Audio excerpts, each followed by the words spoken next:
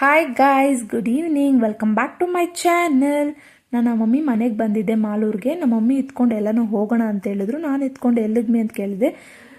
ಗುಟ್ಟಮ್ಮ ಟೆಂಪಲ್ಗೆ ಹೋಗೋಣ, ಮಾಲೂರಿಂದ just 2 kilometres, ತುಂಬ ಚೆನ್ನಾಗಿದೆಯಂತೆ, ಒಂದ್ಸರಿ ಹೋಗಿ ನೋಡ್ಕೊಂಬರೋಣ ಅಂತ ಹೇಳಿದ್ರು. ಓಕೆ ಅಂತ ನಾನು ನಮ್ಮ ಮಮ್ಮಿ ನಮ್ಮ ಡಾಲಿ ಆಟೋ ಬುಕ್ ಮಾಡಿಕೊಂಡು ಆಫ್ಟರ್ನೂನ್ ಹಂಗೆ 3:30 ಹಂಗೆ ಬಿಟ್ವಿ.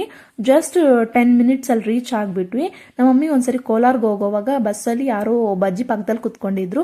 ಆ ಅಜ್ಜಿ ಇತ್ಕೊಂಡು ಹೇಳಿದ್ರು, ಎಲ್ಲಿಗೆ ಹೋಗ್ತಾ ಇರೋದು ಅಂತ ನಮ್ಮ ಮಮ್ಮಿ ಕೇಳಿದ್ರಂತೆ. ಗುಟ್ಟಮ್ಮ ಟೆಂಪಲು ಎಲ್ಲಿರೋದು ಅಂತ ಕೇಳಿದ್ರು. ಜಸ್ಟ್ ಮಾಲೂರಿಂದ ಒಂದು 15 ನಿಮಿಷ ಆಗುತ್ತೆ ಅಂತ ಹೇಳಿದ್ರಂತೆ.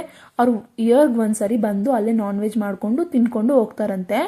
ಓಕೆ, ನಮ್ಮ ಮಮ್ಮಿ ನೆಕ್ಸ್ಟ್ ಟೈಮ್ ನಾವು ಹೋಗೋಣ, ನಾನು ಹೆಂಗೂ ಬಂದಿದ್ದೆ ಅಂತ ನಮ್ಮ ಮಮ್ಮಿ ನಾನು ಕರ್ಕೊಂಡು ನಾವು ಗುಟ್ಟಮ್ಮ ಟೆಂಪಲ್ಗೆ ಹೋದ್ವಿ. ಗುಟ್ಟಮ್ಮ ಬೆಟ್ಟ ಒಳಗಡೆ ದೇವರು ತುಂಬ ಚೆನ್ನಾಗಿದೆ. ಅಲ್ಲಿ ನಾನು ನೇಚರ್ ವ್ಯೂಸ್ ಏನು ಫೋಟೋಸ್ ತಗೊಳಕ್ಕಾಗಿಲ್ಲ, ಯಾಕಂದರೆ ನಾನು ನಮ್ಮ ಮಮ್ಮಿ ಇಬ್ಬರೇ ಹೋಗಿದ್ದರಿಂದ ಹೋಗೋಕ್ಕಾಗಿಲ್ಲ. ಅದಕ್ಕೆ ನೆಕ್ಸ್ಟ್ ಟೈಮ್ ಫ್ಯಾಮಿಲಿ ಜೊತೆ ಬರೋಣ ಅಂತ ಪ್ಲ್ಯಾನ್ ಮಾಡ್ಕೊಂಡಿದ್ದೀವಿ. ನೋಡಬೇಕು, ಯಾರನ್ನ ಬಂದರೆ ಚೆನ್ನಾಗಿರುತ್ತೆ. ಇಬ್ಬರೇ ಅಂದರೆ ಬೆಟ್ಟ ಒಳಗಡೆ ಅಂದರೆ ಆ ಕಡೆ ಈ ಕಡೆ ಫುಲ್ ಬೆಟ್ಟ, ಯಾರೂ ಇರಲಿಲ್ಲ, ಅದಕ್ಕೆ ಭಯ ಆಗ್ತಾ ಇತ್ತು ಸ್ವಲ್ಪ.